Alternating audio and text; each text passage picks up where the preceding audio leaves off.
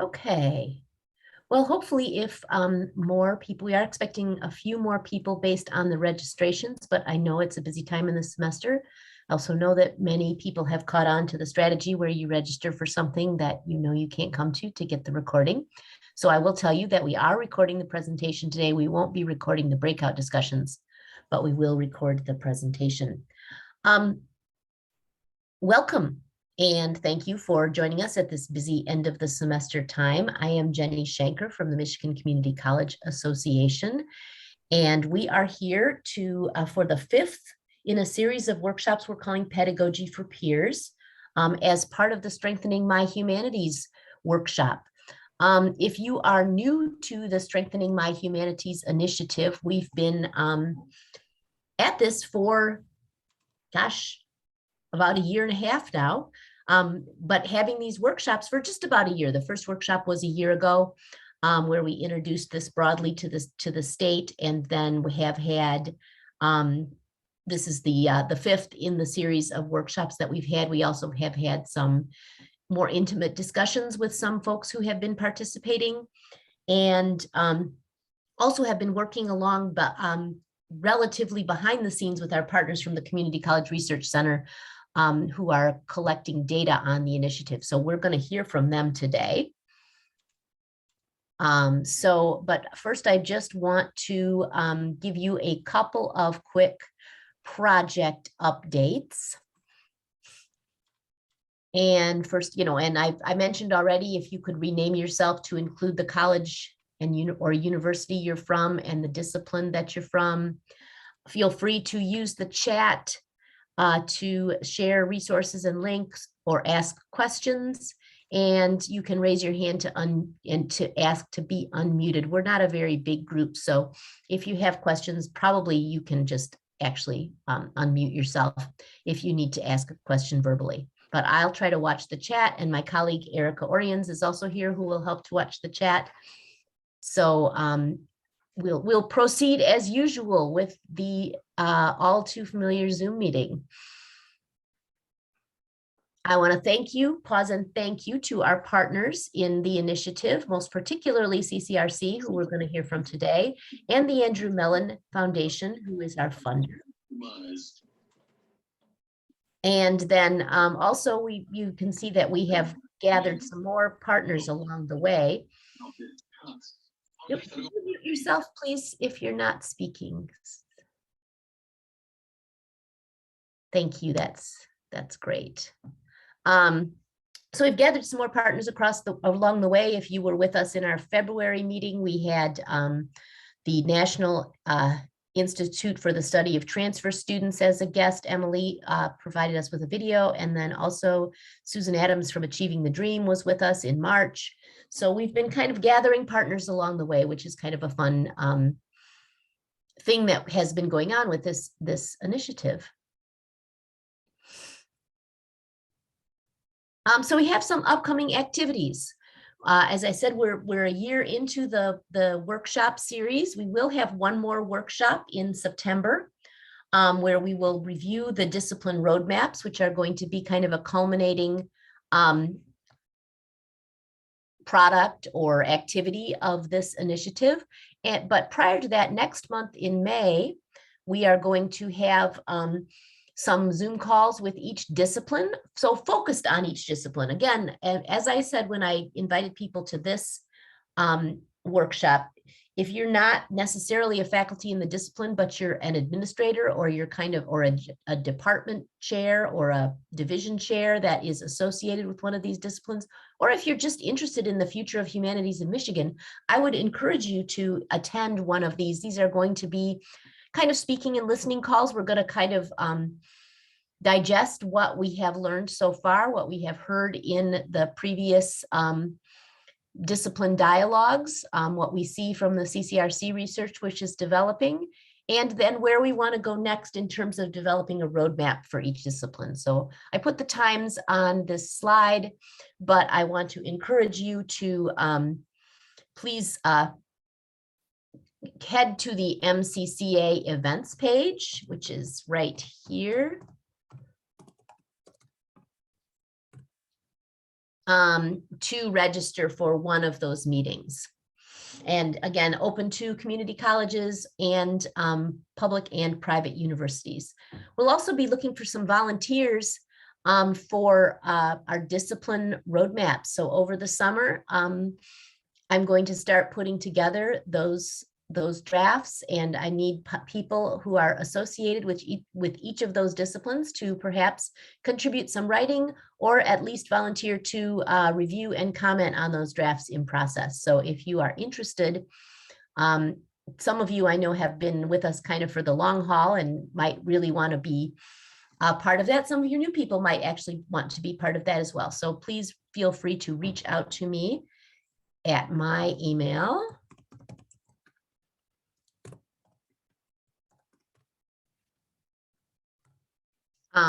To volunteer to be a roadmap reviewer or writer. So, and then as I mentioned, on September 16th, we'll do a big group review of the roadmaps as they are in process at that point. Just a couple quick reminders there. So there's the roadmap. What is a roadmap? What is a roadmap? We're going to be documenting what we did in the project. We're going to be including reflections from participants in the project. So this is where I need kind of some help from the volunteers. We're going to be establishing some priorities. These will be coming out of the discipline dialogues that we've had over the past year associated with each of these Pedagogy for Peers workshops, and also coming out of the conversations that we're going to have in May, and whatever implications that might be for next steps. What are we going to do next to continue to strengthen humanities across Michigan? Don't forget the resources. The mytransfer.org is the Michigan Transfer Network, and you can use the document repository to upload your syllabus for the target courses in the groups that we have. Groups that have been having discussions over the past year. Some of you have. I was just in there checking. We have 30, 35 syllabi loaded up in there. And I would like to encourage people to continue to do that. I know everyone has some courses that they've kind of identified that were targets of interest. And so you can use those, use that document repository to upload your syllabi. You also can explore how your course is transferring. So when you're looking at your course, and there's some resources for how to do this actually on our Strengthening MiHumanities Padlet. So there are instructional, there's a document that gives you instructions for uploading a syllabi and also for exploring transfer equivalencies. You also can reach out directly to me if you have questions or want a personal tutorial on this Padlet. If you're just joining the project, this is pretty much the archive of everything that we've done. So you'll find all of our presentations and workshops archived. You will see what our upcoming events are. This is an old picture. It's not a current picture, but you'll see our upcoming events. You'll see our archived events. You'll see some buzz that people have posted. And I also want to encourage you to make use of this. If you have questions or thoughts about something that you want to see happen in your discipline, post it under the buzz. If you have ideas for Light the Fire pedagogy or exercises or activities, you can place those there. We're probably not soliciting more workshop ideas at this point, as we're coming kind of to the end of our planned workshops, and we're going to be focusing on kind of pulling things together. But do please visit the Padlet, check it out, and add your thoughts.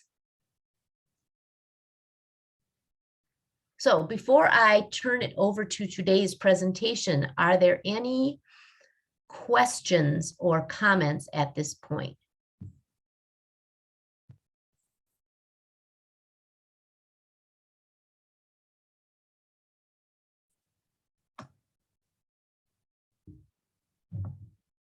Okay, everybody's Friday afternoon quiet. So Sue, I'm going to let our team from CCRC introduce themselves. So I'm going to turn it over at this point to Susan Bickerstaff.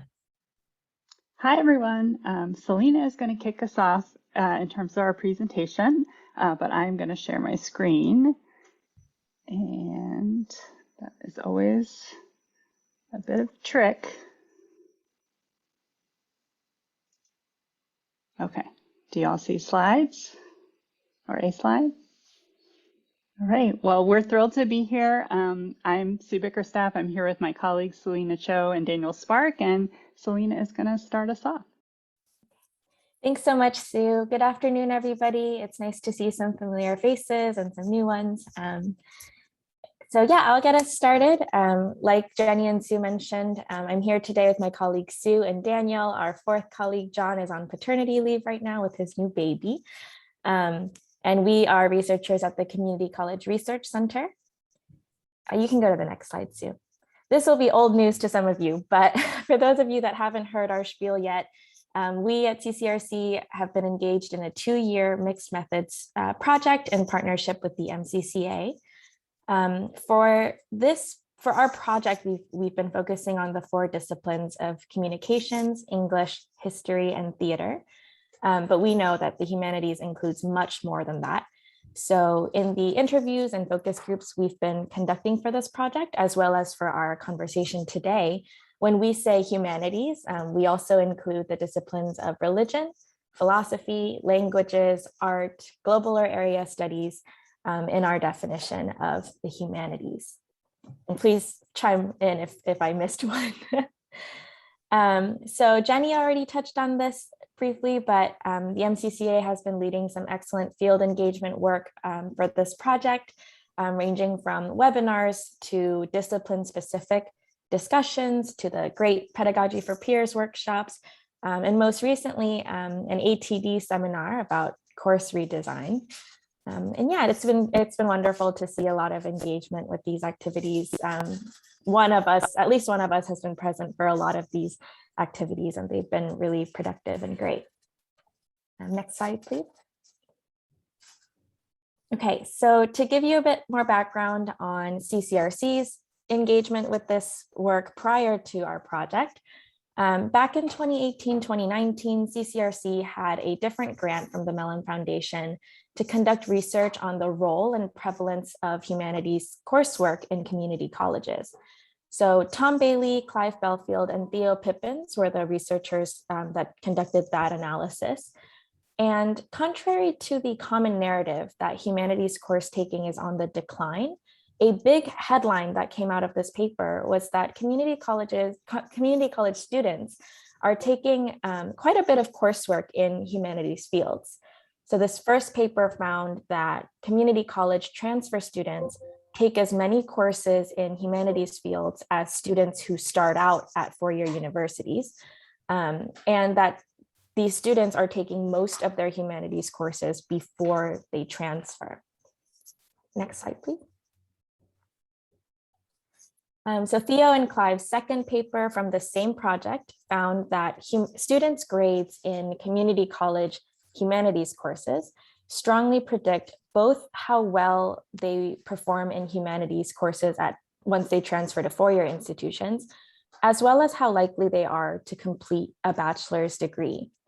And importantly, community college course taking and performance in humanities fields predicts those transfer and 4-year outcomes just as strongly as course taking and performance in other fields.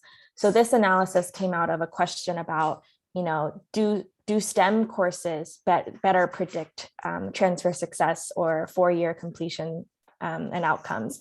And it was found that that is not the case. So building on that previous work, this project has 3 broad research goals.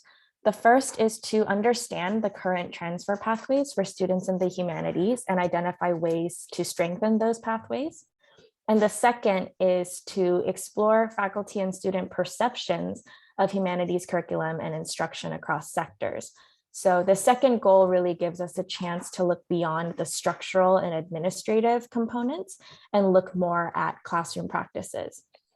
So goals 1 and 2 have been addressed by qualitative research, and we are still collecting some data on that. And our third goal is to identify the course taking patterns and progress indicators for students who enroll in humanities courses in community colleges. And this third goal is addressed through quantitative work that you'll hear about from Daniel in just a moment. So the overarching goal of all of this is to form a feedback loop with the work of the MCCA.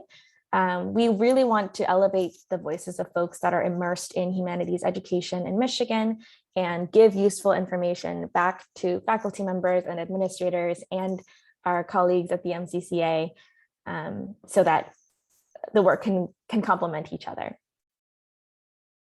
Okay.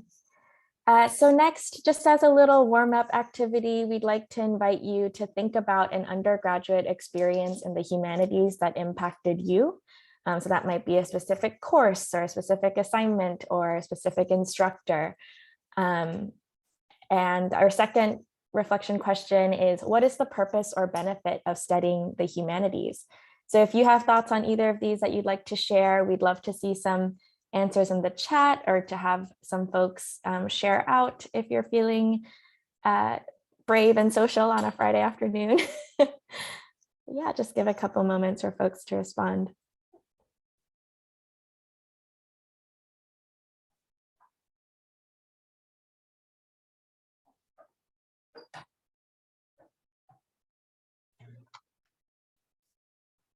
So we can share. Yes, please. This is Clorinda Flannery from Jackson College, and I was a good student. I was at Eastern Michigan University, and I took an art appreciation course. And we got to more modern artists, and the professor always showed a slideshow. And I had always been like Jackson Pollock, like anybody can throw paint on a canvas. That was kind of the way I thought. And so being a know-it-all, when she asked what we thought, I said, a monkey could do that. And she didn't argue with me. She said, okay, all right, let's remember that she said that. So the next class, we came in and and it was in an artist studio. There was white paper laid out on the table, huge bunch of paint with brushes, different colors. And we had talked about the composition of the painting. And I had this really sinking feeling. I just did. I intuited like, uh-oh. So she put on the board what I had said, and then she put on about composition and all of that. And she said, well, since you said a monkey could do it, I'm assuming you could do this Pollock work just and have it be as balanced and blah, blah, blah, and through it. And of course, I learned a very important lesson is that I could not do what he had done and she had given me instructions. And it was humiliating but I learned a lot from that, and it opened my mind to different perspectives. I was very school congruent, great with, English, and that I've never forgotten that moment. It opened me up, and she was not mean about it. And I think from that point on, what I realized is that my humanities, I took other courses outside of what I was interested in, and it helped me connect the dots. I knew a lot about a little, different things, but once I realized there were different ways of looking at things, it helped me connect the dots. And I was really grateful for that experience. And had I not been in that art class, I might never have had that lesson. So I just wanted to share that. It was a profound experience, and I had others, but that one sticks with me. Thanks for listening. Thank you for sharing. And thank you to the folks who are sharing in the chat. Paul, the accidental courses tend to be some of the best. And this is something that We've heard from faculty members that we've spoken to for our project, as well as students. So that's really resonating with me. Okay, so folks can continue sharing in the chat if you feel so inclined, but for now, I will turn it over to my colleague Daniel, who will share with you about our quantitative work. Hi, everyone. I'm Daniel. I'm a senior researcher with CCRC, and I'm also a doctoral student in applied economics here at Columbia. And I just want to say before I dive into my part of the slides that I really appreciate the anecdotes and the commentaries on humanities course taking. I've certainly had my share of experiences taking humanities and having that kind of light the fire moment or experience. And also want to acknowledge, again, before I dive into the quantitative part of this, that one of the reasons that this is mixed methods is that there's so much to glean from anecdotes like those that you're sharing. And so Selena outlined sort of the fundamentals of the project and the approaches that we've been taking, as well as the research questions. And to focus a bit more on the quantitative research questions, we're really interested in sorting through course taking patterns and progress indicators, things that we call early momentum metrics here at the Community College Research Center. And obviously keeping a keen eye towards those course taking patterns and indicators, specifically for students that are taking courses in the humanities. And also a good part of this analysis will really focus too on disaggregating some of these results and trends by race, gender, other demographic characteristics that we have on hand in the data. So for today, I'm really going to focus on three parts of the quantitative analysis that we've engaged in so far. The first part is just how well transfer is working, both nationally and then in Michigan specifically. And then I'll talk a bit more about some leading indicators or early momentum metrics, and close with an eye towards the community college contribution to bachelor's degrees awards in the humanities and more generally. So starting with how well transfer is working, there are a couple of things here. Again, these are national transfer trends. And so I think this slide has very special animation that will bring other features to highlight. Yes. So you can proceed through a few of these. But in general, really what I want you all to take away from this is just that very few students who are beginning at a community college will ultimately wind up with a bachelor's degree within 6 years of entry or ever.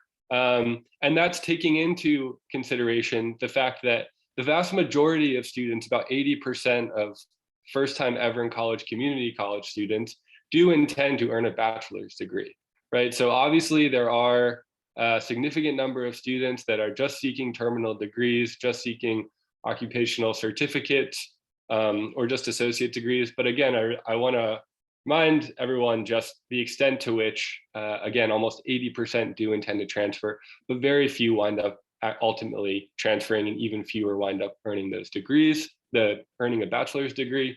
And when we break these numbers down by race, we see that there are large racial achievement gaps. And so again, just kind of want to keep that on everyone's radar.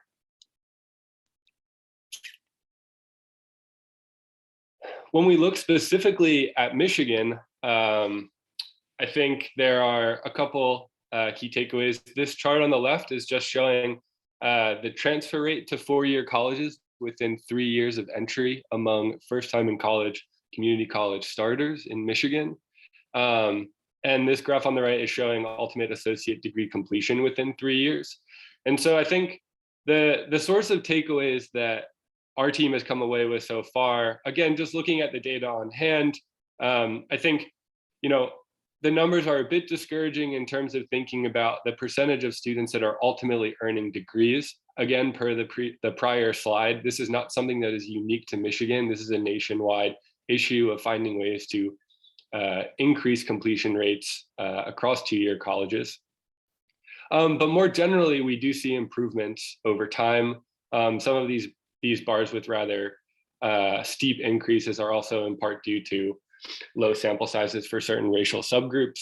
But in general, the trend is upward sloping, and we do see improvements in both transfer rates as well as associate degree completion. And panning to the next slide, looking at these same trends, except for bachelor's degree completion within 6 years of entry, as well as bachelor's degree completion among those students who do transfer. So for instance, if we were looking at the overall line in the graph on the left, essentially what we're saying is among a cohort of students that started in 2014, close to 15% of those students completed their bachelor's degree within 6 years of entry, so by 2020. Same thing for this graph on the right, except the interpretation here is that about 35% of students overall who ultimately did transfer to a four-year college wound up earning their bachelor's degree. So again, positive trends in these outcomes, which is great. I think it sort of hints that the work that MCCA and you all have been doing is contributing to improvements in these very narrow set of outcomes, but obviously it is important. And though we still see these racial equity gaps persist. Great, so in terms of the actual composition of the awards that we see students receiving, this is for a recent cohort of graduates in the class of 2018. So for associate's degree completers, about half of those awards are awarded in the liberal arts or general studies.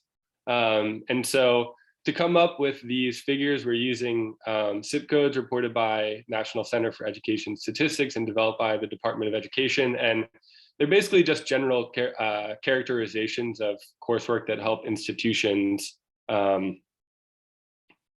basically just categorize their fields of study. And so for the purposes of our study, we're obviously very interested in the liberal arts. We're also interested in communications, English, visual arts, and history. But really the main takeaway here is that the bulk of students, almost half of students, are essentially getting bucketed into this liberal arts award. The second and third most common are health and business. And when we flip to the next slide and compare this to the bachelor's degrees that community college students went on to earn. So again, looking at those students in 2018 who graduated with a bachelor's degree but started at a community college, what we see is that humanities fields of interest make up more than 10% of the bachelor's degrees awarded, but liberal arts as a major itself is very, very tiny. And so really what you see is once you get to this bachelor's degree level, students are really sorting out into different majors that are not just bucketed into one field of study, but rather many. The largest proportion of community college students who do complete a bachelor's degree do so in business. That is also on par with national trends, where business is the most common major that students graduate with now in the US, followed by health. And should also mention that among the humanities subfields of interest for us, visual arts is the most commonly received award, both at the associate degree level and also at the bachelor's degree level.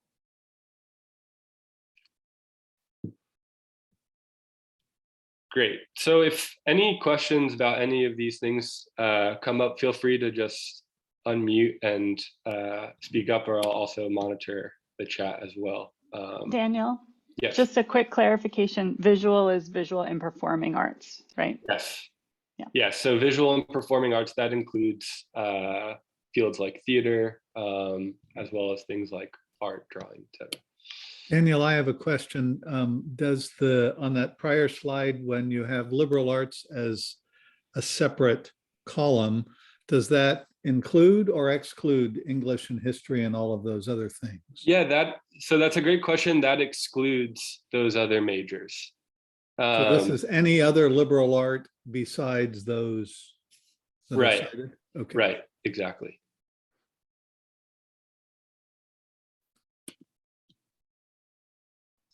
Music education as well.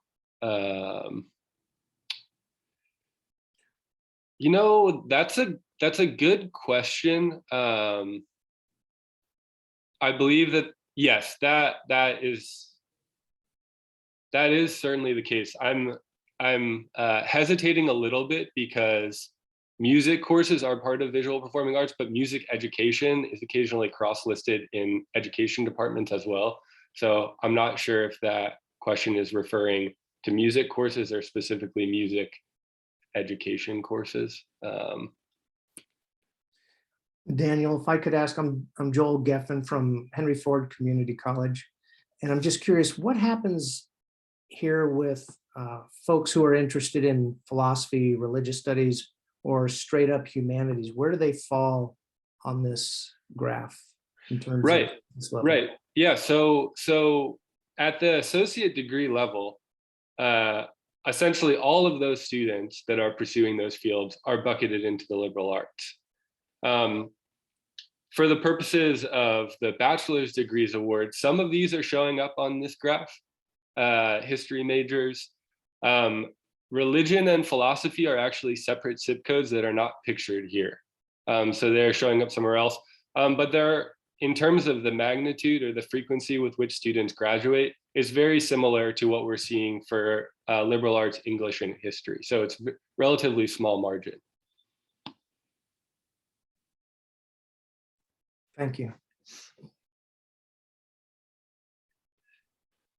So I want to talk a little bit about early momentum metrics. This picture that we have here is from an influential brief from fellow researchers at the Community College Research Center that was put out a couple of years ago. And it's called Early Momentum Metrics, Leading Indicators for Community College Improvement. And so flipping to the next slide, I think the concept itself can be a little bit intimidating because often in these kinds of academic working papers, they're really presented in the context of regression results or some kind of predictive analysis. And I just kind of want to elaborate on what exactly early momentum metrics are, and maybe talk a little bit about why they're helpful and also why they don't always tell the full story. So early momentum metrics, they're first year indicators that are associated with longer term student outcomes like transfer and degree completion. There are common indicators that include things like credit momentum. So did a student complete at least 6 credits within their first term? Did they complete 24 credits in their first year? Other very common ones that will show up are whether or not students completed a college level math or English course within their first year. And so ultimately, a lot of what the research from the Community College Research Center has been saying is just that these metrics can be a helpful way for community colleges to keep track of student progress and also to evaluate their own efforts to improve institutional outcomes. And so early momentum metrics are not the end all be all. It's not as though we're saying if someone completes first year math, they are going to earn a bachelor's degree. So everyone needs to complete math in their first year. That's not what we're saying. This is really just correlational descriptive analysis that again, just we think provides useful information to institutions to be able to track student progress. Daniel, Tom Gordon here from Northwestern Michigan College in Traverse City. Did you guys use Starfish or something like that to get this information? In terms of the actual data? Yeah. No, so the actual data is coming from the Michigan Education Data Center, I think is the acronym. Am I right about that, Sue and Selena? MEDC. And I should know, I should have on hand more information about them, but it's basically a consortium through, I think that's mainly led by the University of Michigan that is collecting this higher education data. Okay, I'm right on those things. Selena's giving me the thumbs up. So yeah, is that helpful? It is. I may have it backwards. It may be that Starfish uses the same source to do their predictive metrics. Does anybody else use Starfish? Tom, I think you're thinking of STAR. You talking about the state of Michigan collection through CEPI? No, Michael, can you help? Starfish, it looks at predictors like this, and then it flags students if it looks like they're going to if they're predicted to I see. stop out. Yes. I see. Oh, yeah, it's a software program that some colleges use to track metrics on student persistence and Right. other things. Yeah, yeah. Right. So Thank you could use a Starfish, I think, if you use Starfish, you could use that to track these metrics at your institution, but I don't think that they have a national database with Starfish. They don't, but Jenny, I can just add, so I put it in the chat too, that what Daniel was referring to, the Michigan Education Data Center gets their data from the Center for Educational Performance and Information. On your campuses, community colleges report that through the STAR data reporting system, not to be confused with Starfish, which is something that's different. But that's the chain of events of where these data come from. Mhm. At the Universities also submit through STAR. Correct. Yeah. So everybody in Michigan puts data in STAR. So clearly we should have a separate presentation that offers slides on all of the data sources in Michigan so we can wrap our heads around this. But hopefully that was helpful. Okay, so this is not from Michigan. This is from another anonymized Midwestern state. And the point that I want to make here is just that this is for one Midwest state, but generally holds true across the country, that almost half of community college students are gone after their first year. So when we're looking at retention efforts by colleges, and we hear a lot about sort of the underlying reasons for institutions attempting to make improvements at retention, this is why. Almost 40%, over 40%, 42% of students are entering into general undeclared, unknown, or uncategorized programs. And that's something that Tom Bailey, who started the Community College Research Center, has an entire book on with co-authors, really just talking about some of the reasons that contribute to such low retention rates after students' first year at community colleges. And so that kind of frames the motivation for using early momentum metrics. Again, I've talked about some of the limitations, but some of the benefits are that they really do provide some helpful analysis to institutions in thinking about ways to help students stay on a path towards vertical transfer to a four-year college, as well as degree completion, be it associate degree or bachelor's degree completion. And so essentially what this chart is showing, this is from another CCRC working paper, is that take, for instance, if a student completes a Gateway Math or English course within their first year, we see that they're about 3 to 4 times more likely on average to ultimately transfer to a four-year institution. And we see that those likelihood ratios actually go up for students of color and low-income students. So we think that there's an equity case to be made for improving these early momentum outcomes. We think that it helps all students, but particularly students of color and low-income students. And we ultimately see similar improvements in the likelihood of bachelor's degree completion. So again, that's not to say we completely recognize that community college is serving diverse students, both in terms of demographics, but also where students are coming in intellectually and academically. This is not we're not saying anything about remedial education here, just that these indicators can be helpful in thinking about ways to improve student outcomes. When we look at early momentum trends, specifically at Michigan community colleges, again, I think the upside is we see basically positive trends across the board. So this first graph on the left is showing credit momentum. So for instance, what did a student complete at least 6 credits in their first term, 12 credits in their first term, et cetera. And again, what we're seeing is general improvement across the board over these cohorts of students. And the same thing goes for whether or not students completed college level math and English or both.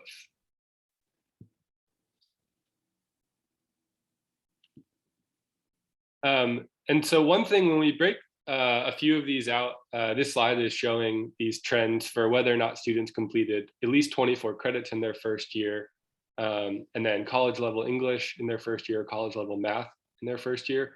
We're breaking these results out by race. Again, some of the sort of more jagged points are really being driven by pretty low sample sizes for some of these racial groups in Michigan. And I think the point that I just want to drive home here is that Michigan community colleges on the whole are definitely making gains on these particular early momentum or leading indicators. But equity gaps still do remain. And those gaps are particularly noticeable between Black and white students.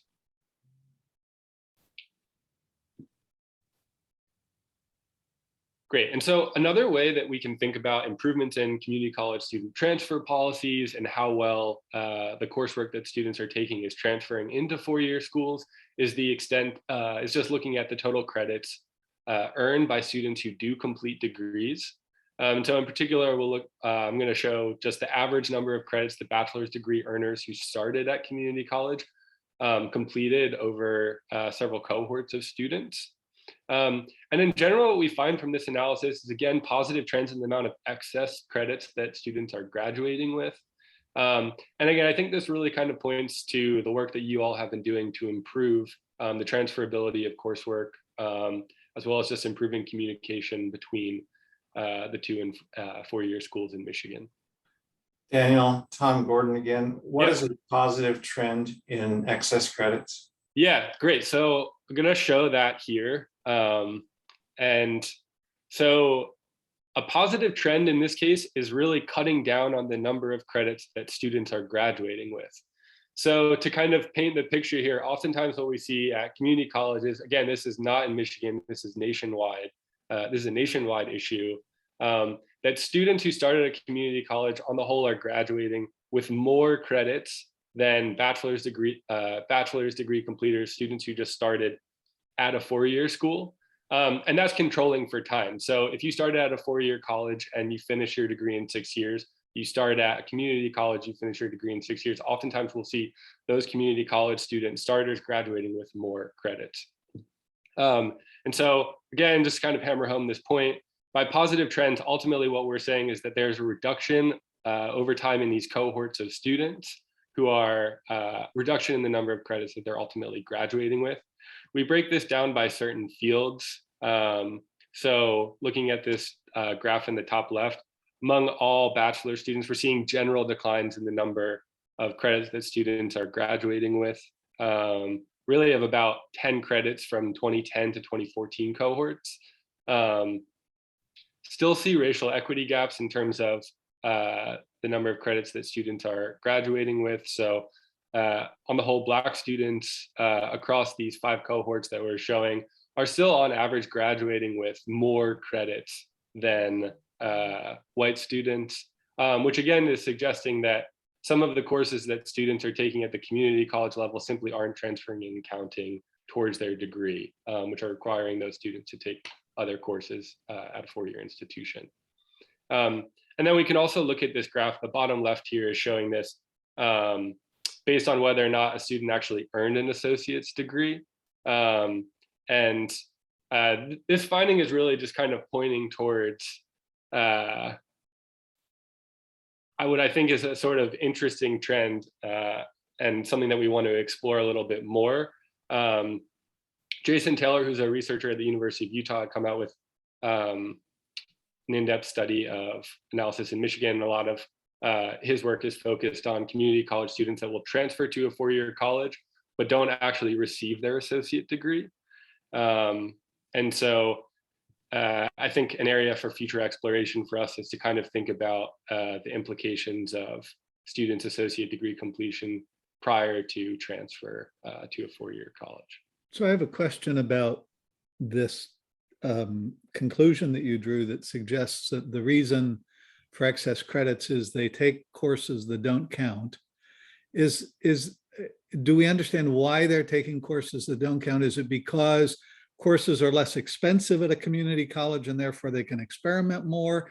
Is it because they come to the community college not having chosen the direction and then they choose the direction somewhere. I mean, it seems like there are lots of potential reasons for there to be excess credits. And it's easy to imagine that a student who pays 3 or 4 times the tuition at a 4-year school as a freshman has pressure either from himself or from parents or from somebody to make a major decision a lot earlier than someone who is spending less money at a community college, for instance. Right. I think that intuition is exactly right. I'm hesitant to say that there's, one precise cause of this. I think there are many. I think pricing definitely plays a role. I think other factors that contribute to it is just acknowledging the fact that students who are starting at a community college oftentimes just require, they're starting at a different level than many students who are jumping right into a bachelor's degree. So there is need for remedial coursework. Oftentimes there's need to take additional courses. Just different starting points among different students, I think also contributes to some of the excess credits that we see students graduate. I'm not sure too if Sue or Selena have other comments on that. I know that might not be a satisfying answer, Paul, but. I had something I wanted to jump in because it also reflects on something Scott put earlier in the chat that that we, what we are doing with these data analysis are looking at behavior, and of course we don't really know what is causing the behavior, and that's a very good point, that we're looking at things that are correlated with certain outcomes. And we can't necessarily, we have to be cautious about saying that they're causing those outcomes. I think though that to look at, you look at something like, these are students that finished their bachelor's degree and they're now taking less credits on the journey to finishing their bachelor's degree, speaks to a potential savings of time and money, and perhaps, kind of increasing the efficiency, but could be, you could interpret taking more credits as a positive. But it also speaks to the fact that we as institutions are perhaps doing a better job of catching students sooner, helping them to figure out what they want, what their purpose was in coming to us. So if their goal is to get a bachelor's degree, we want them to be able to get there by the most desirable path possible. So I think that kind of speaks to why we do these kinds of analysis, and why we do have to be careful about causation and correlation, but we also need to think about how do we nudge students to behave in the ways that we can see that it seems like successful students are behaving.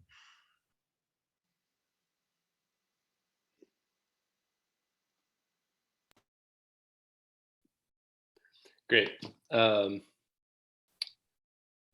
Okay, so this is a slide we presented this work just among other researchers at our organization, and wanted to really just give a sense of the common humanities course titles.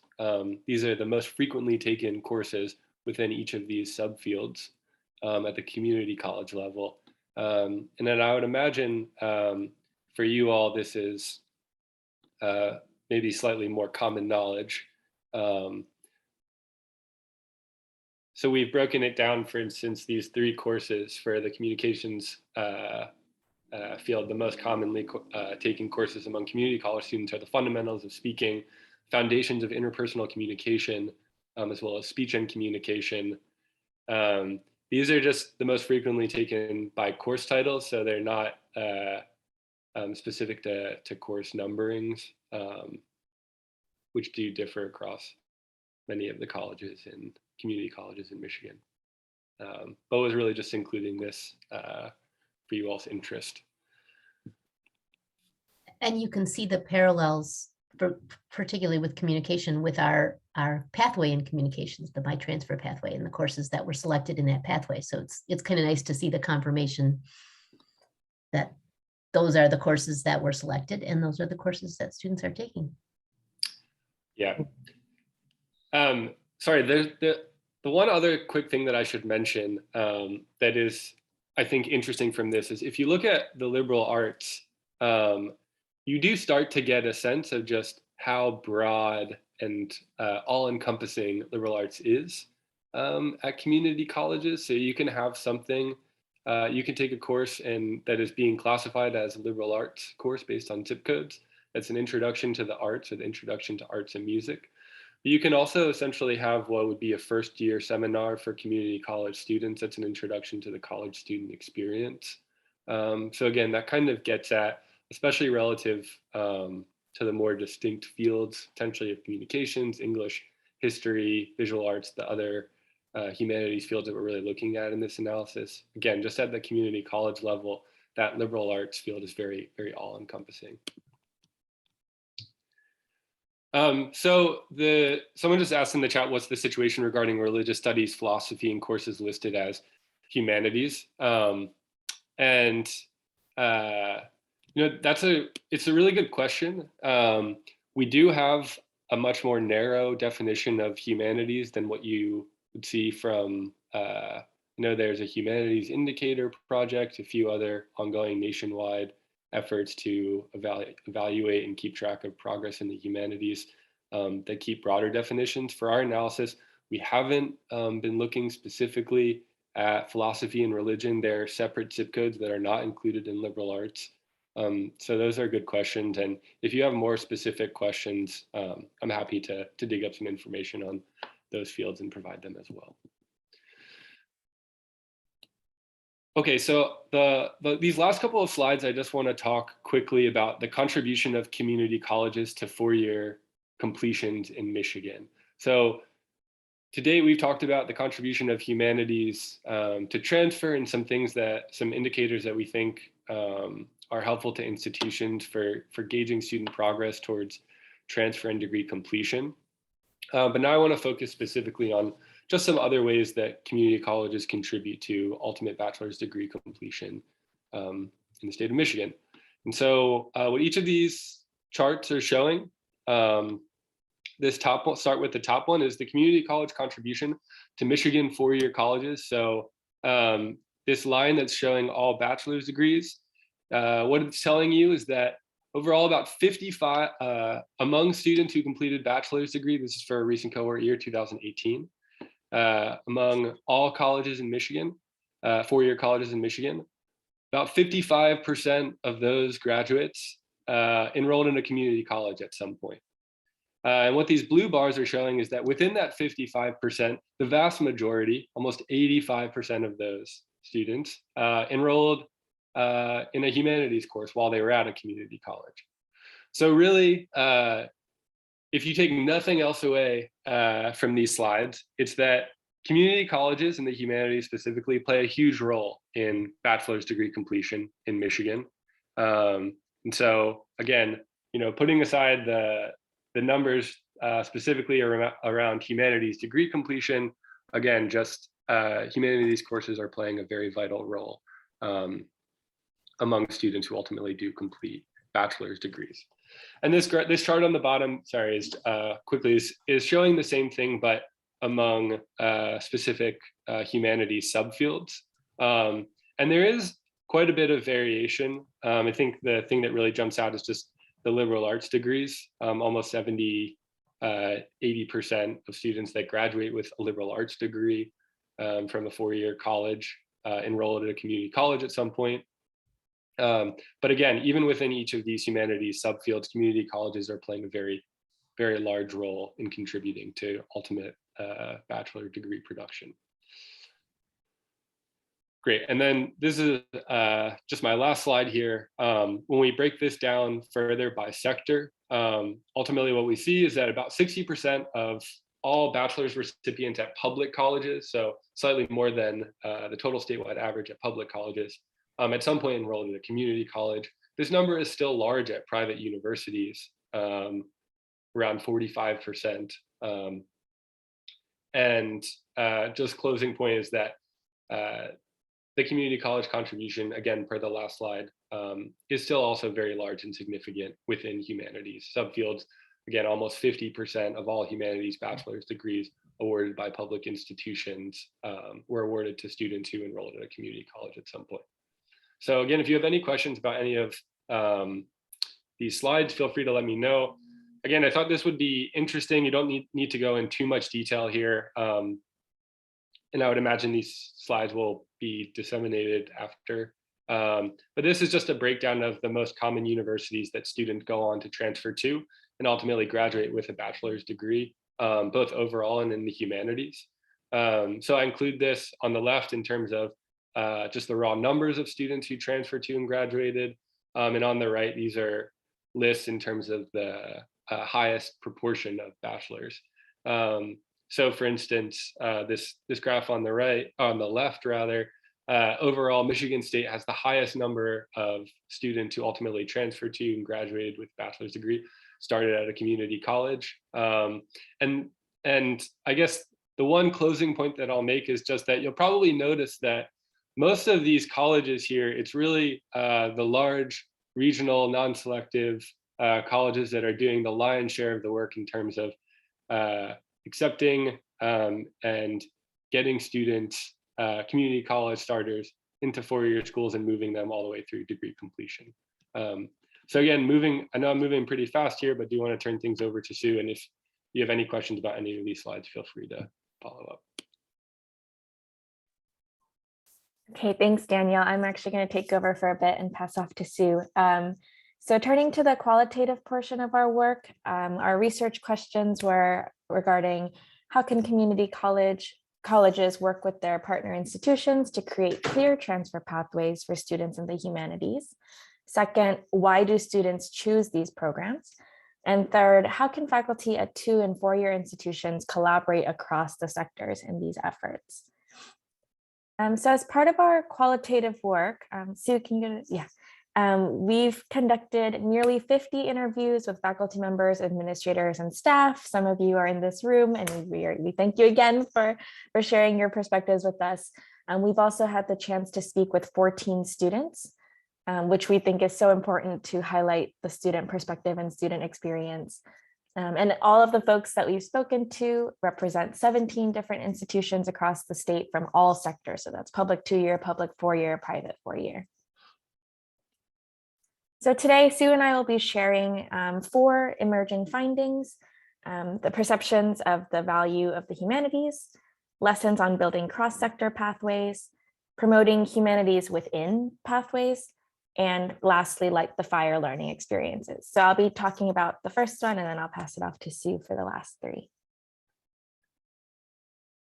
So our first emerging finding is about the humanities being overshadowed and undervalued. Sue, can you go to the next slide? Okay, so there are several ramifications of this that have emerged from our conversations with different stakeholders.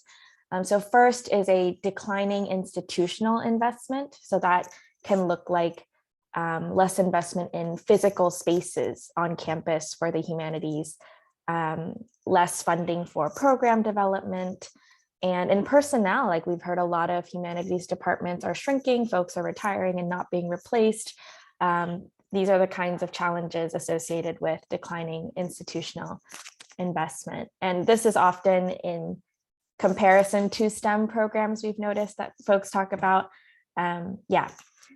So secondly, there's also, oh, sorry, can you go back to fewer external funding opportunities? Folks talked about the NSF, for example, as a source of funding for STEM and technical related research and programs, but there's not as much external funding available explicitly just for the humanities. And lastly, folks talked about an implicit and explicit diversion of students into non-humanities programs. So Sue, can you go to the next slide? Okay, so who is diverting students from humanities programs? We heard about parents, advisors, students themselves, and maybe institutions more broadly. And the why, a lot of it comes down to lack of knowledge about what kinds of opportunities are available with humanities, what kinds of career tracks are possible through humanities, employment concerns, income concerns. You know, you hear the same jokes about like, oh, like have fun making lattes with your English degree, or, you know, like that's something that I'm sure students have heard, faculty members have heard. And yeah, just the presence of clearer transfer pathways in other fields might also pull students away to have more of a clearer roadmap. Okay, so I'm going to give folks a few moments to read over this quote, and then I'll talk about it briefly.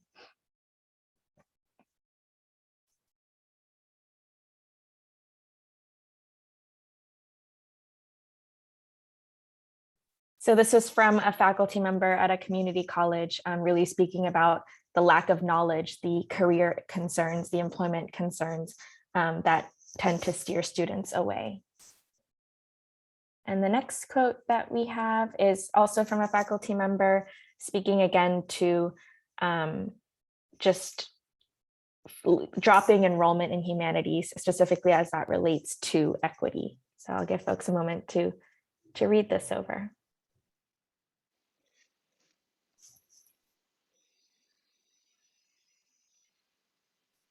Okay, and now I'll pass it off to Sue. Great, thank you, Selena, and thank you everyone for your attention during this presentation. I'm going to transition a little bit to build on sort of those dispiriting findings that Selena has shared, and pivot to talk about some opportunities that we saw in our data, expand a little bit more on some challenges, but then hopefully in maybe conversation with you all in the chat and maybe after this presentation through the roadmap documents, we can kind of continue to think about what opportunities are available in sort of this discouraging context. So going back to the first goal of the research that Selena shared way back at the beginning of the hour, we are trying to understand current transfer pathways for students in the humanities field from a qualitative perspective to give context for Daniel's presentation and to identify ways to strengthen those pathways. So one hypothesis that we have based on the data that we've collected thus far is that, you know, Selena talked about students being diverted into other clearer pathways. In cases where we saw clear pathways in humanities fields, we really heard stakeholders talking about what an attractive opportunity that was for students and the way that they, advisors, and students, you know, built knowledge about available pathways. So we have one specific example at Washtenaw, which is a 3+1 in communication, 3+1 program in communication.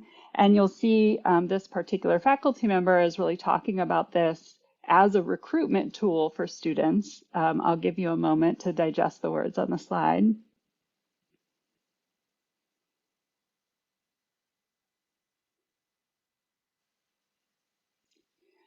When we talked to students at Washtenaw, several of them were very knowledgeable about this pathway, had heard about it. And so we just see the way that the presence of something concrete, a pathway that takes students into a four-year context, in and of itself becomes a way to battle against some of those themes that Selena was talking about in terms of diversion. And so while our data do not have a lot of examples of these types of pathways, we know that the work that you all have been doing is contributing to that, and that presents certainly an opportunity, I think, where there is interest in pathways like that, that they can become ways to bring students into these programs.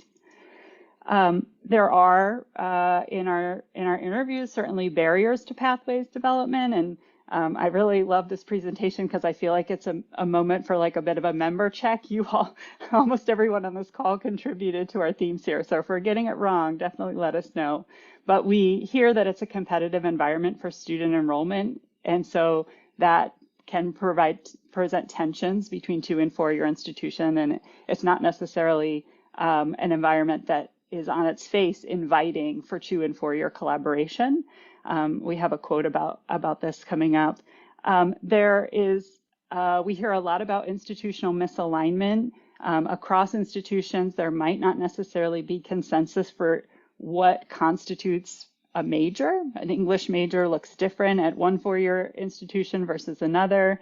And so being able to align to, for example, what an English major is overall can be challenging. We know there's discrepancy in what's labeled an upper and lower division course, and so that presents a barrier, and that course learning objectives vary across institutions. And so those are the types of challenges that this particular project, MiHumanities, is working against. And in a moment, I'll talk about the time and resource constraints and the way that presents a barrier. This is a quote from an administrator talking about perceptions of attitudes across 2- and 4-year institutions, that maybe folks are at the 4-year level potentially a little bit demotivated to work with 2 years on these pathways if they want to retain their own student enrollment in lower division courses.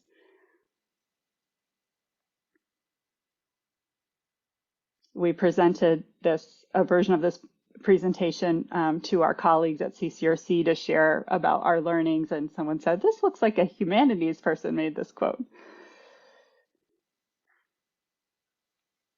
And here's a quote from a faculty member about that misalignment that we talked about.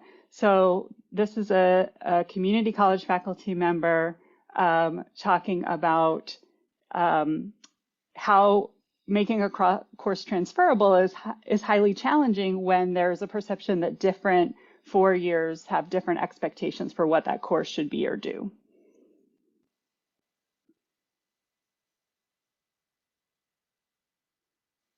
What stands out to me in this quote is this idea of retaining a course's internal integrity, not having it serve too many masters, and also we hear from faculty also wanting, to put their own stamp on a course, not wanting to build a course that solely comes from what another institution wants the course to be.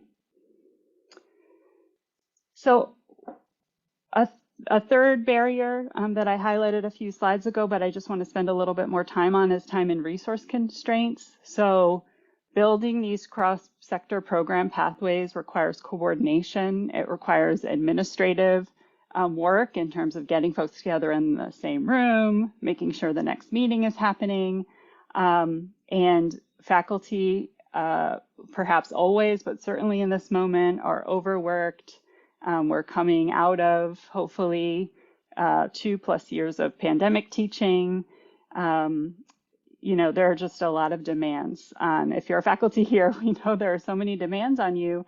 And so an added complication, I think, that's potentially unique in some of these fields is how small the departments are. Religion and philosophy have come up a few times in the chat, and there may be just one full-time faculty member. And so it's very challenging to expect that on top of everything else that a faculty member is expected to do, that they're going to be liaisoning with their 4-year counterparts at multiple institutions. And so we know that this work requires time and resource investment.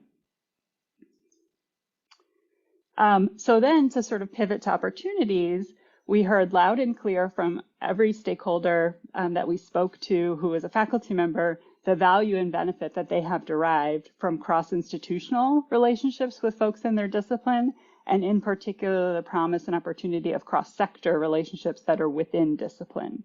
And so that these types of events, like what the MCCA has been hosting, that bring 2- and 4-year together, but also through other disciplinary organizations and societies, conferences in the discipline where you get to interface with your colleagues who teach at other institutions and at other institution types, that those are very valuable. So that's for building knowledge and respect of one another, to work to ameliorate those misalignments.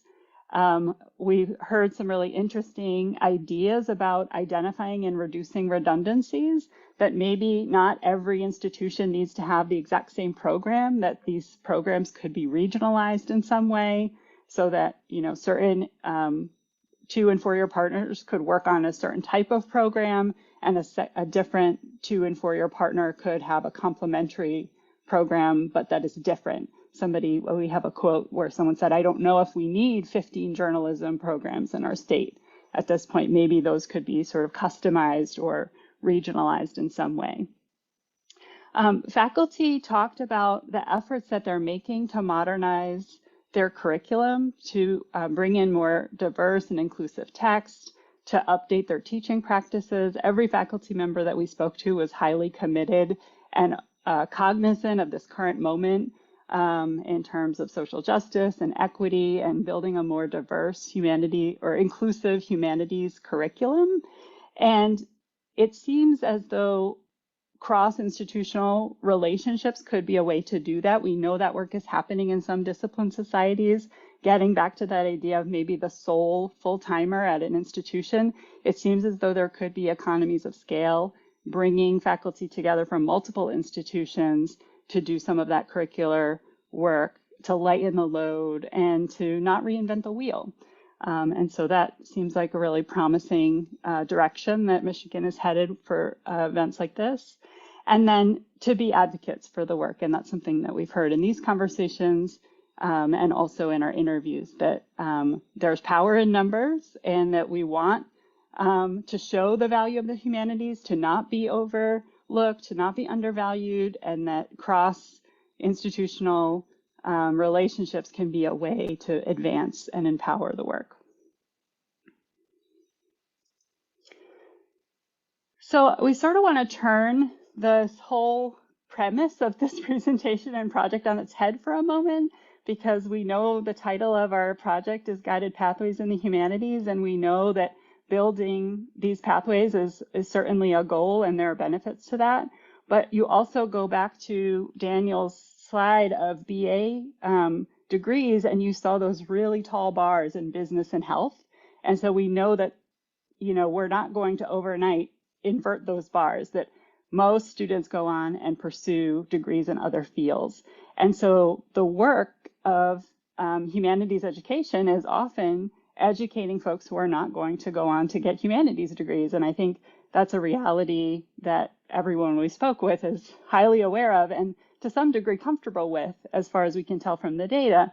And so that sort of puts a different spin on what our project is here. So what would it look like to strengthen humanities education within all pathways, in addition to continuing to look for opportunities to build these pathways?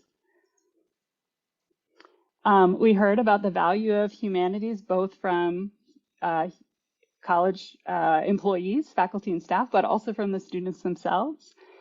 So these are some themes that came out in our data, and I really resonate with the early part of our conversation in the chat, where folks were sharing about their own humanities undergraduate experiences. Those are reflected here too.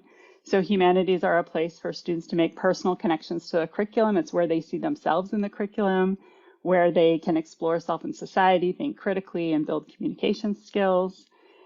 Students often come to college with interests and passions in these areas. So I love this language that our colleague John introduced to me, that humanities may be a way to warm up students to college. We've heard, those of you who know the community college research, you know, going back 50 years, heard about community colleges as a place that cool out students. That is problematic in many ways, but let's kind of turn that on its head and say, how can humanities education, how does it warm students up to college? Because it's a place where students maybe feel seen in the curriculum, they feel heard, and they're able to connect college to their passions and interests. So we have some quotes from students that talk about this. This is a non-major. I don't remember what major the student intends to pursue, but it was not in the humanities.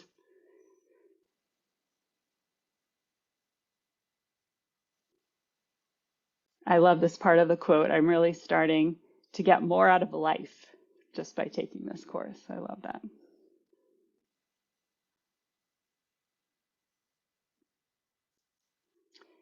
And here's a faculty member talking about that students are coming to their class because the class is required, but then the value that they derive from the course.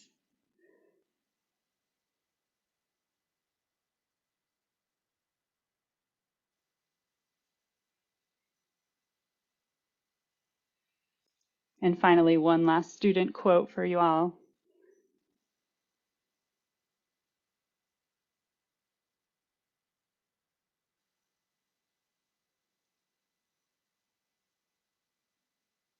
These types of pedagogical opportunities are really available in the humanities in ways maybe they're more challenging to achieve in like STEM courses, healthcare related courses. And so this is, I think, a real value that humanities offers to students, but maybe also to your colleagues at the institution, you all are employing pedagogical techniques that maybe others find more challenging to implement.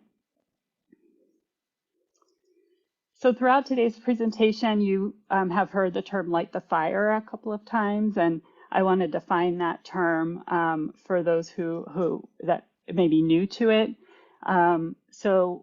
Light the fire can refer to learning experiences that help students develop a sense of self-efficacy and potential, that help them connect their interests and aspirations to their educational work.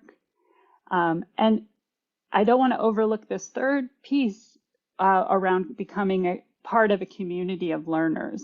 Oftentimes when we're talking about a guided pathways, we talk about that happening within a program of study. So students who, for example, are going to go on and become communication majors start to feel like part of a community of communication students if they're having a light the fire experience. But I think you can become a part of a community of learners in a course, and you can maybe become part of a community of learners at an institution.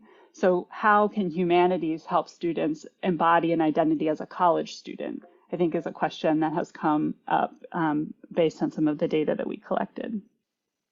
We have a few examples from our data collection of light the fire learning experiences, both for students within humanities programs, but also within courses. This comes again from WCC. Some faculty talked about creating resume-worthy assignments. These are assignments that require some out-of-class work or experience, and they're structured in such a way that they create an experience for students that they could then put on their resume. So here's a faculty member explaining in their own words about what a resume-worthy assignment is.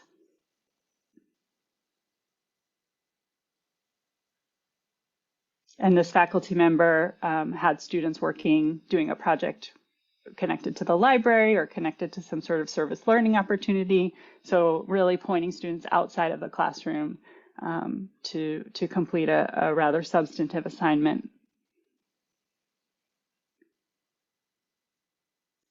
Another practice that came out, I know there's some Schoolcraft folks here, so we want to give you all a shout out for your new grant that you earned to create a Center for Experiential Learning.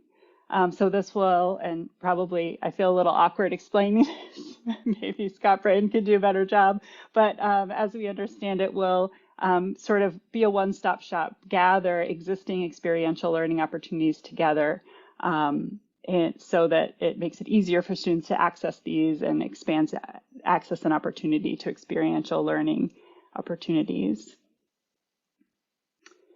And here is a stakeholder at Schoolcraft speaking to the connection that they're seeing between experiential learning and transfer. So again, these experiential learning activities often may have a connection to humanities education, and these again can be warm-up experiences where students again see themselves with an identity of a college student, the identity of someone who's going on to transfer, and it will help certainly, I'm sure, in their application to apply to a transfer institution.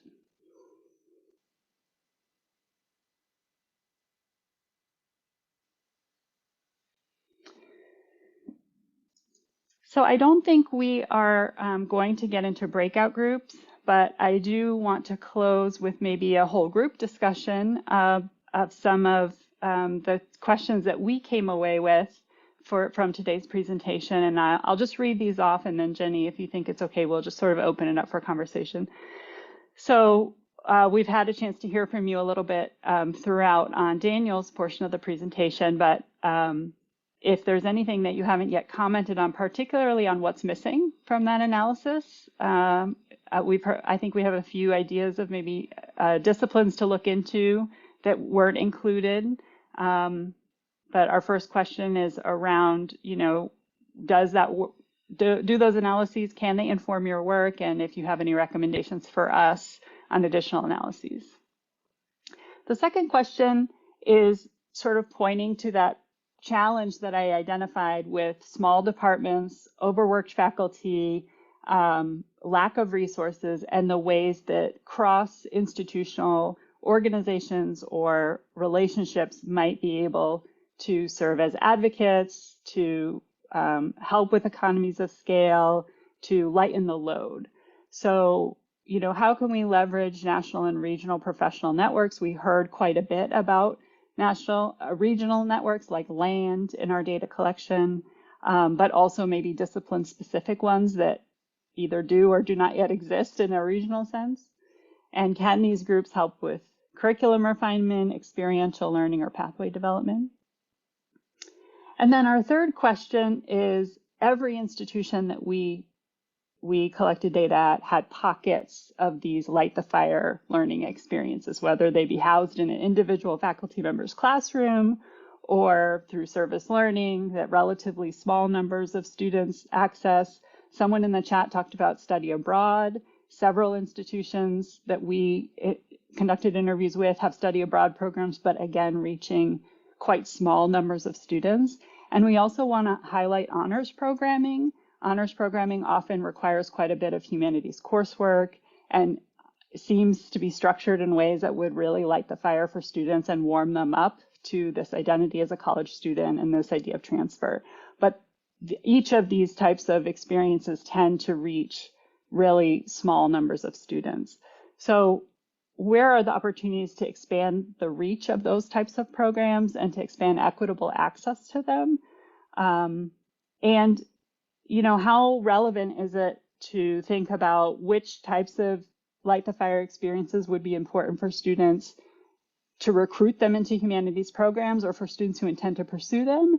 And should some of them be structured differently to support all those business majors or those health majors? So I'm not sure the answer to that sub-question there, but you know, to what extent should we be thinking about experiences that might look different for intending majors and non-majors?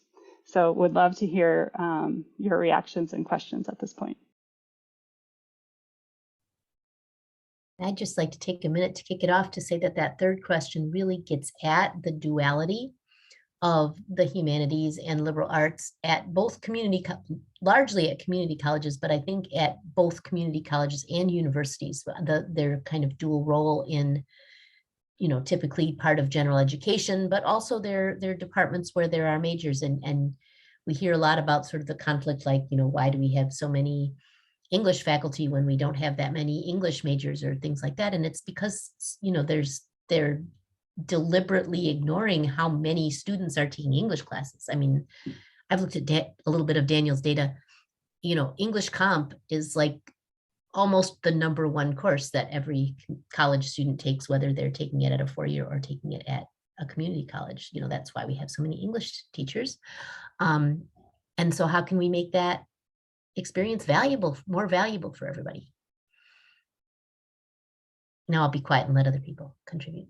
For the last, we have about 4 minutes left. I do want to say one more thing, which is that if you didn't get time to engage the whole time, of course, some people have already had to leave, but also we will be recycling these questions at those discipline discussions in May. So please, you know, if you have more thoughts, sign up for one of those and bring your thoughts with you.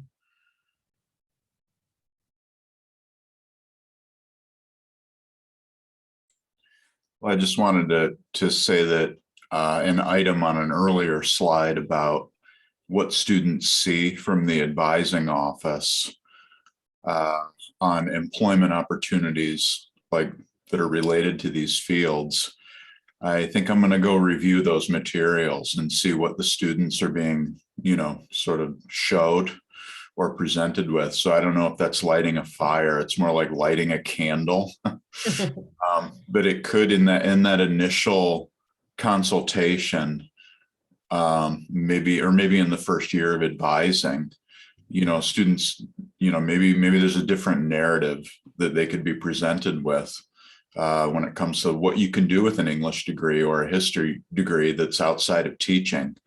I think that's what the slide referred to. And so those are just my 2 cents. That's what I think I'll take from today, is I'll review those materials and maybe update them.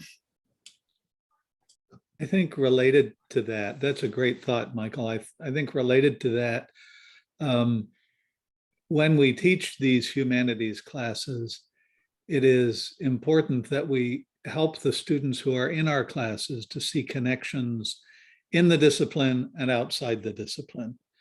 I'm in the theater department, and I have a handout that I regularly share that talks about how theater classes are not just for theater majors, and here's where you can apply these skills. And I brought with me back to the theater department 30 years in the automotive industry, where I used my theater training all the time, even though I worked in finance and strategy.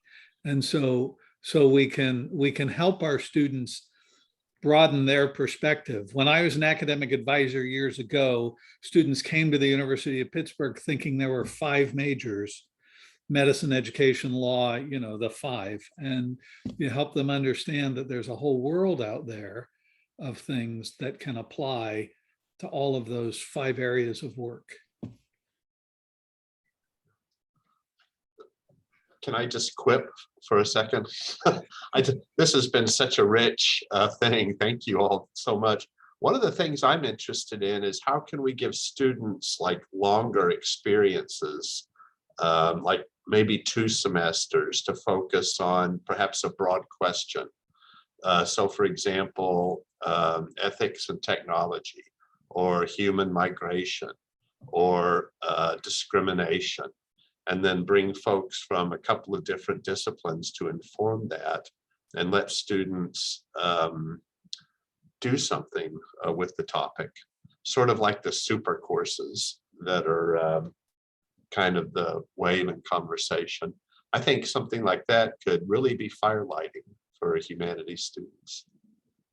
I know that the faculty, the person from Jackson had to leave, but they do something like that with their pathways showcases, where they bring the faculty and talk about all of the different pathways that they have. And that's maybe a possible space for that associated with their guided pathways work. Thank you.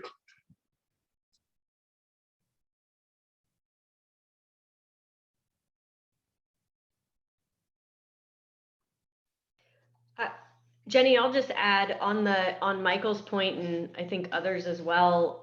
We've heard great interest from advisors in getting more training on programs and what career opportunities they are and what skills are necessary, or what students might be attracted to about that.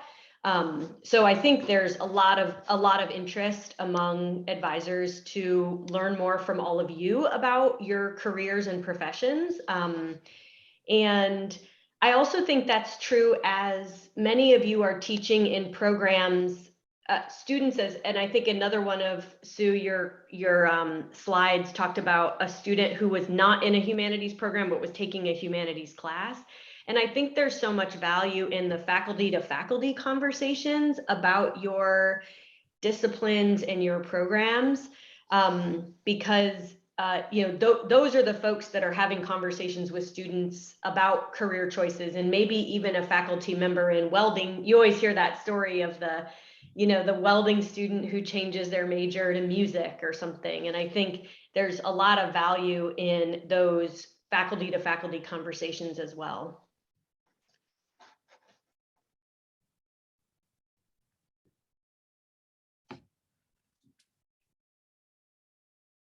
Well, I don't want to keep people too much past time, but I really thank you to those of you that are still here. I want to recognize that you've put the time in and been here for us, and please feel free to reach out by email if you had a thought that you didn't get to share, and please, again, register for one of those discipline conversations. And if you are, if you have any more questions or thoughts or anything, feel free to reach out to me, or put your thoughts on the Padlet. And otherwise, I'm going to let you head into the last couple of hours before the weekend. Thank you, Selena and Sue and Daniel, for being with us. This was a fantastic workshop, and I really appreciate your time. We'll have, again, we have recorded this, so I'll be putting that also on the Padlet. Thank you all. All right. Thanks, everyone. Have a great weekend.